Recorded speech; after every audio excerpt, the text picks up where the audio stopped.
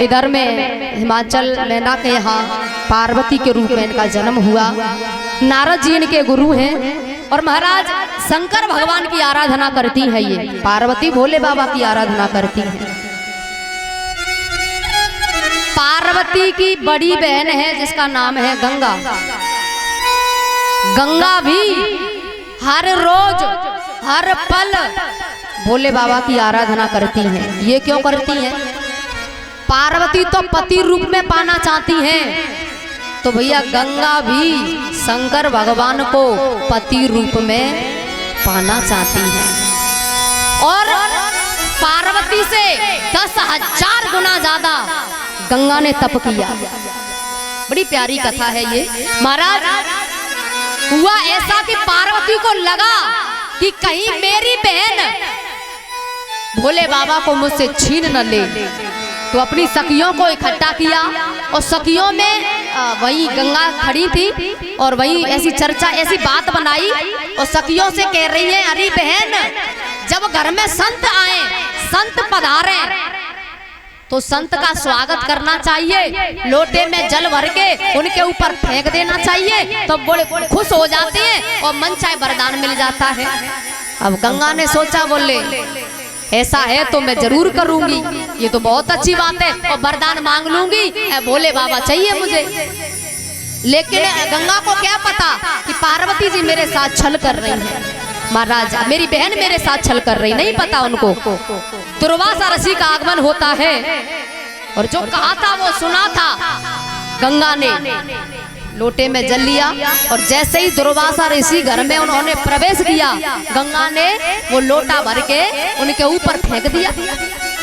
और जैसे ही पानी फेंका, और ये तो आप सबको पता है कि दुर्वासा ऋषि तो बड़े क्रोधित हैं, चाहे जब कोई बात आ जाए तो श्राप तो बहुत पहले देते हैं। क्रोध आ गया, बोले हिमाचल की बेटी होकर और बड़ी बेटी होकर इतनी सभ्यता नहीं है कि संत जब आए तो स्वागत करना चाहिए, तूने मेरे ऊपर जल फेंका, हम श्राप देते हैं कि तूने मेरे ऊपर जल फेंका है, तू जल के रूप में ही प्रभावित हो जाएगा, हम श्राप देते हैं। आज गंगा को लगा कि मेरी बहन ने मेरे साथ छल किया है, मुझे नहीं पता था, और वही गंगा जो है जल के रूप में प्रभावित हो गई। हाथ में जल लेके पार्वती को श्राप देना चाहा, और जैसे श्राप देना चाहा गंगा ने, तो शंकर भगवान प्रकट हो गए। बोली शंकर भगवान की जय हो। शंकर भगवान प्रकट हो गए और कहने लगे, गंगा श्राप मत दे देना। क्यों? बोले भविष्य में होने वाली मेरी पत्नी है, अर्धांगिनी है, यदि तुमने श्राप इसे दे दिया तो मैं इसे अपनी पत्नी नहीं बना पाऊंगा। गंगा ने कहा, स्वामी इसने मेरे साथ छल किया है। बोले हमें पता है छल किया है, लेकिन हे गंगा हम वरदान देते हैं आपको, जब भी कोई नाम लेगा तुझ में स्नान करेगा, मेरा और तेरा नाम साथ में लेगा। इसलिए हम जब भी गंगा स्नान करते हैं तो हम कहते हैं हर हर, बोला करो हर हर गंगे। मेरा नाम तेरा नाम एक साथ लिया जाएगा, चिंता क्यों करती है? और एक बात और कही है गंगा, पार्वती की कोख से मेरी संतान जन्म नहीं लेंगी, मेरी 11 संतान तेरी कोख में रहेंगी, तुझे लालन पालन करना होगा और तेरे पास रहेंगी मेरी 11 संतान। और एक बात और, भोले बाबा का एक नाम और है, आप सबने सुना होगा, विश्वनाथ। ये नाम किसने दिया? गंगा ने, क्योंकि पार्वती के तो सिर्फ नाथ हैं और गंगा के तो विश्वनाथ हैं। बोली विश्वनाथ भगवान की जय हो। श्राप मत दो।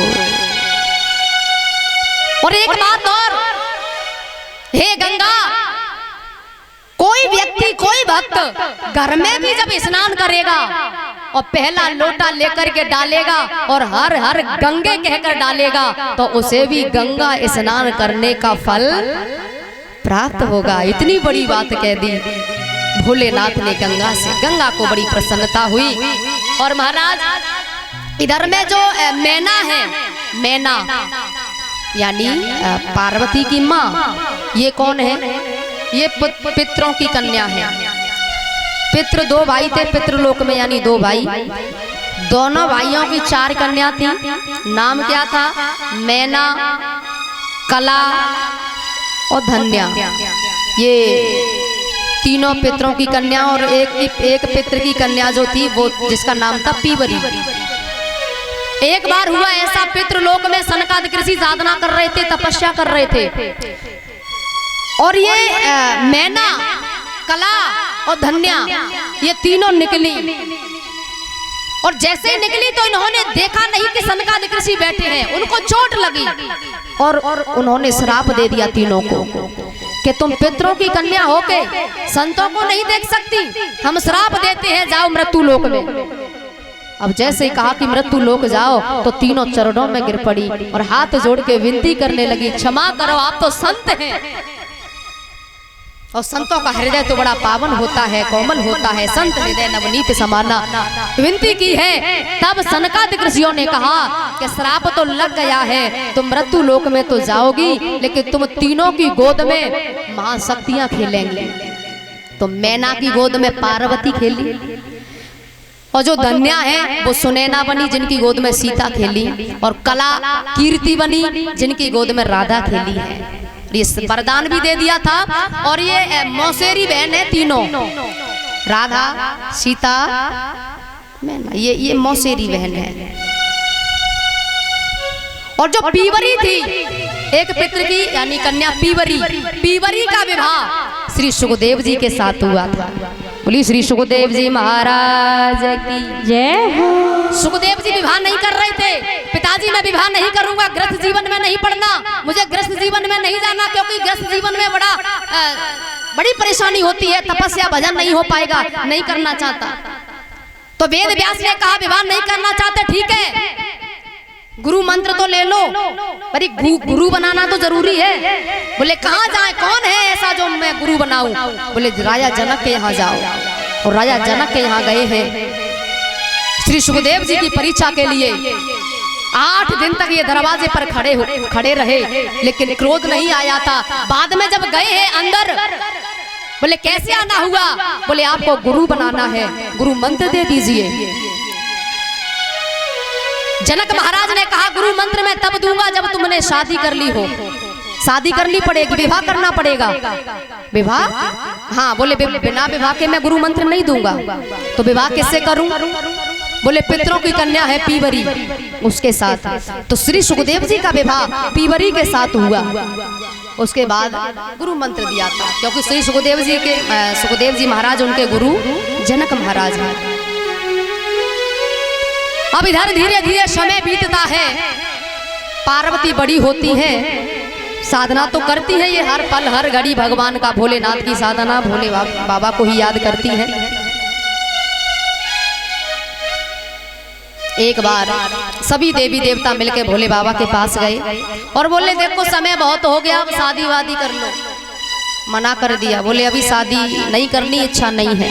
अरे बोले कर लो शादी, बहुत समय हो गया। नहीं, मना कर दिया। तब स्वयं नारायण स्वयं भगवान आए और बोले बाबा शादी कर लो। बाबा ने कहा कि अभी देख लेंगे। अभी नंदी ने कहा बाबा शादी कर लो। क्यों भाई, तुझे क्या परेशानी है? बोले बाबा अब ना गुठे, अब ना गुठे, अब ना गुठे ओ बाबा, अब ना गुठे ओ भोला तेरी बंगिया, अब ना बाबा तेरी बंगिया। बाबा को मन कर रो नाचवे को, वैसे हर जगह जाते हैं या खूब नाचते हैं। ओ भोला तेरी बंगिया, भोला तेरी बंगिया, अगला गोटे।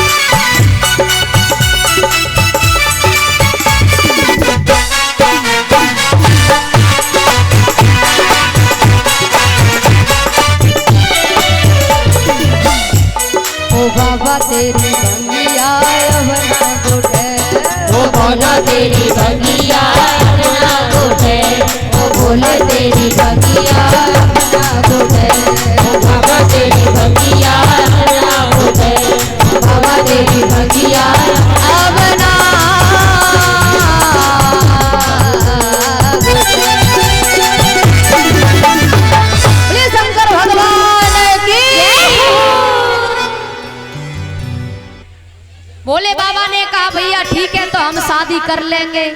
सब कह दिया ठीक है शादी कर लेंगे, पर हमारे योग्य, नारद जी बोले योग्य है ना? कौन? अरे बोले पार्वती, हिमाचल की बेटी।